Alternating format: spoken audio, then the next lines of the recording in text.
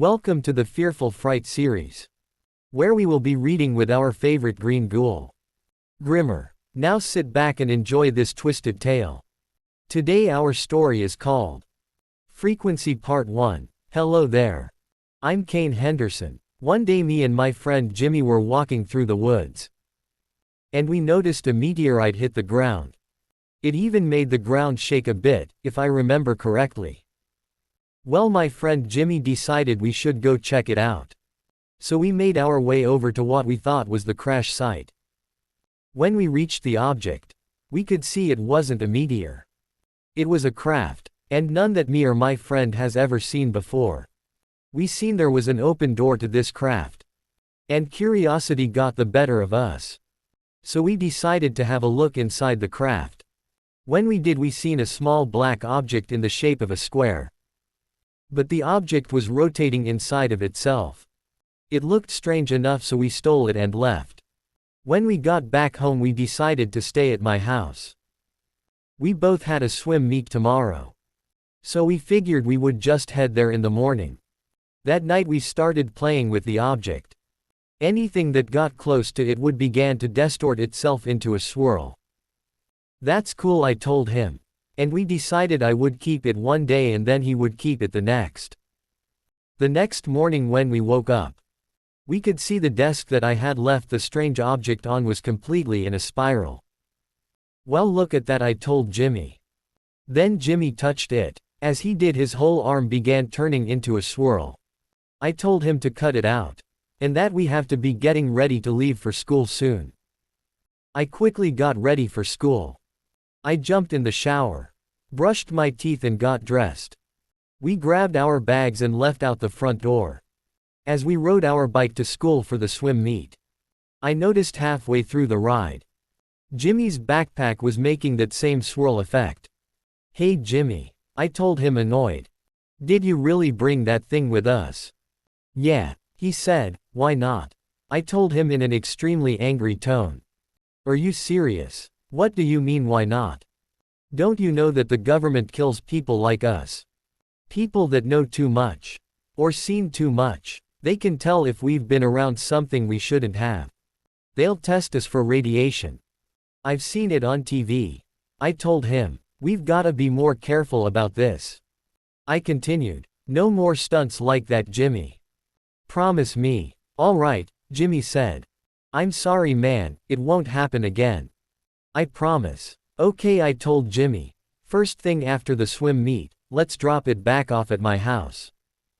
During our swimming lesson, Jimmy had to practice his dive. As he did, a giant black hole opened up in the pool. It sucked him, and 5 other kids in.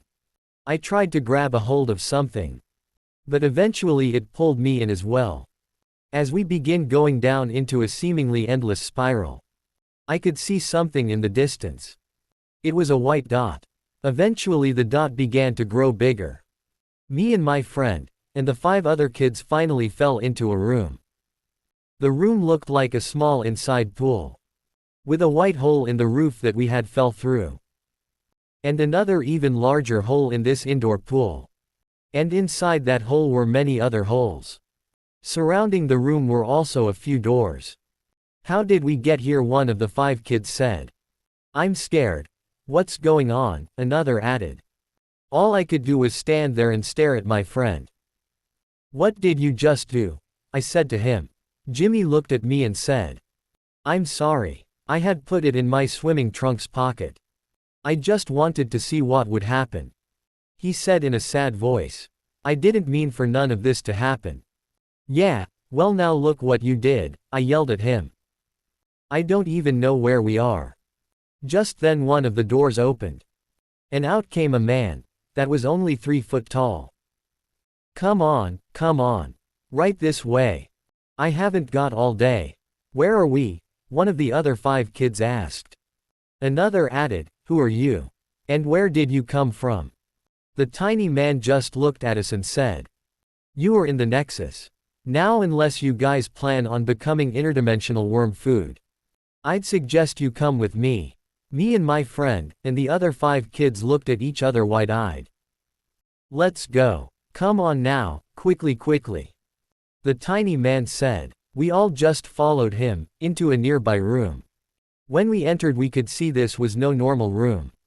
It was an entrance to a small floating island. And on this island was a small house.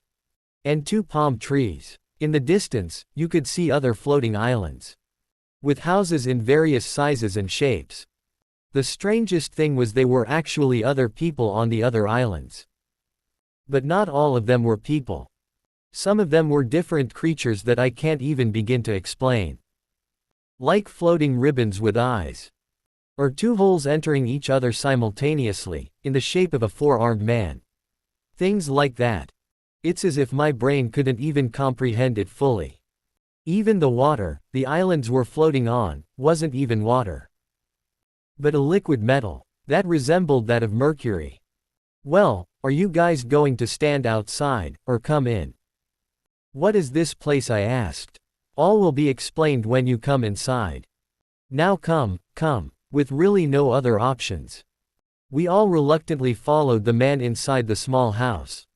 We all had to bend down and crawl on our knees just to get in. But when we did, it opened up into an impossibly large mansion. How is that possible? My friend Jimmy said. Well, ladies and gentlemen, such things are possible when you're in heaven. Heaven, the other kids began yelling. Saying things like, are we dead? And that's not fair, I'm only 15. I'm too young to die. The tiny 3-foot man just smiled and shook his head. No, none of you are dead. You're just taking a small vacation, really. Now be honest with me. The small man said. Who did it? I'm not mad at you. In fact, it's impossible to be mad here. What do you mean? Said Jimmy. You're telling us you guys are forced to be happy all the time or something. The small man smiled and said, no, don't be silly. You see, all of existence is based upon frequency. Frequency that can be tuned into. For instance, the frequency you guys come from has a nurturing, but also violent frequency. That frequency affects every creature. From the most intelligent species to the smallest plant. And every creature in between. Here the frequency is always peaceful. The creators of this realm understood the concept of frequencies, and harnessed it. To make a realm with only peace. The small man continued by saying, it is very important that you tell me who took it.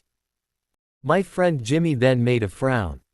Then looked at me. I did it, Jimmy said. Me and Kane took it. But we didn't know what we were doing. We were just 2 curious kids. This small man said, I understand. But here's the thing. You stole technology that we gifted to a trusted non-human race that were in fact observing your species. That black cube you have, has the ability to transfer you to different frequencies. Your species was not allowed to have this technology. The other 5 kids can wait here. Kane and Jimmy, you must follow me. You've been summoned by the higher-ups. They want a word with you 2 boys. Who's the higher-ups? I asked, confused. I'll explain on the way, the small man said. Wait, I told him. You never even told us your name, sir. The tiny man just laughed. That's a good one, the small man said, smiling ear to ear. He said, you see, young man, things like names and time or space aren't needed here. Here we have no names. Here we have titles that reflect our duties. I'm the interdimensional worm feeder. But you can call me Feeder for short, I suppose. My job is to feed the giant worm that makes all the wormholes. Well, let's get going, Feeder said, smiling. We have a little bit of a walk ahead of us. But don't worry, your feet won't feel a thing. It's like walking on clouds, Feeder said jokingly. All right, let's get going, I said to Jimmy. Okay, he said nervously. When we got outside, we made our way to the edge of the island. Then out of the water that looked like mercury rose a boat. At this point, I didn't even question it. Soon we made our way to the beach. When we parked the boat, we could see a small road. Just down the road to the left, it split off to the left and right. The right path was heading up a slight hill. And I could see a sign. The sign was blank.